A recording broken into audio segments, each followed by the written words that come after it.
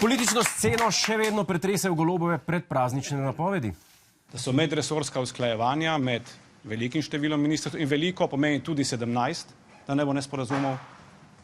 Veliko število je vse, kar je večje od 12. Pri tako velikem številu ministrstev je medresorsko usklajevanje postane cokla. Slišite logično. A nismo bili pred letom dni na referendumu in se odločili, a si Robert Golob lahko prvošči 20 ministrov, a jih sme imeti le 17, koliko jih je imel Janša. Zdaj pa si predsednik vlade kar naenkrat želi, da bi bilo 12. In vse, kar je več kot 12, je preveč. Zna biti resen problem, ker službe je vedno lažji dajati, kot je mat. Zato ne preseneča, da koalicijski partnerji nad predlogom niso lih navdušeni. Socialni demokrati bomo zelo resno premislili, kaj pomeni drastično nižanje resorjev. Naši resorji dobro delajo, vse je stvar pogajanj, vse je stvar koalicije in tu se bomo pogovarjali znotraj vodstva stranke in našega predsedstva stranke. Bi verjetno bilo boljše sile ta trenutek usmeriti v kakšne druge stvari, ne pa v ponovno združevanje ministrstev, pa so zakonodajo, ki je s tem in predvsem postopki, ki vidimo, so dolgotrajni takšni. Vidite te argumente, naši delajo dobro, tu bi bilo dolgotrajno, imamo drugo delo, sami tehtni pomisliki.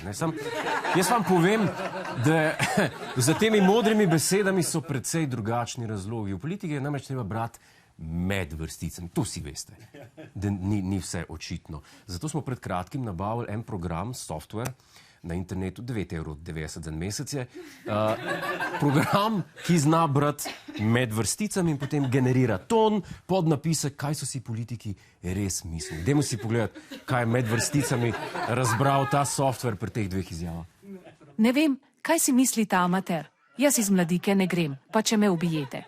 A veste, kako se imam fajn tam? Tudi ostali ministri iz kvote SD se strinjajo z menoj. Težko dajem izjavo po jointu, ampak sem mnenja, da se je predsednik vlade narobe odločil, ker že tako imamo 3 ministrstva premalo, da bi zaposlili vse frende.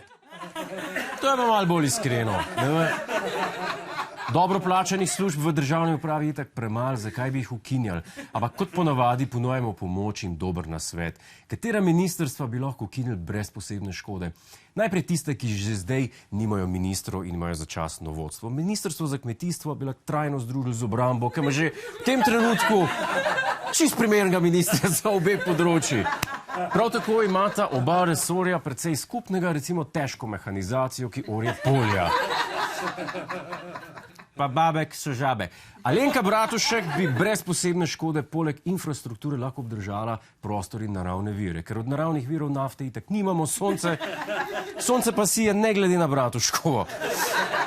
Finančni minister pa lahko vodi tudi javno upravo, ključna naloga so plače v javnem sektorju in finančni minister najbolj ve, koliko denarja za plače sploh imamo.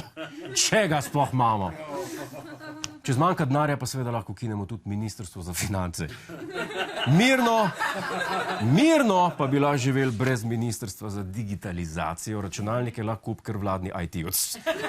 Pa še poceni je, ki dela prek študentskega servisa. Pa seveda lahko ukinemo ministrstvo za solidarno prihodnost, ker ta vlada verjetno nima lih svetle prihodnosti. Ali pa solidarne. Hej, preden greš, klikni tukaj in se naroči na naš YouTube kanal, imamo pa tudi TikTok, Instagram in Facebook, tako da le urno.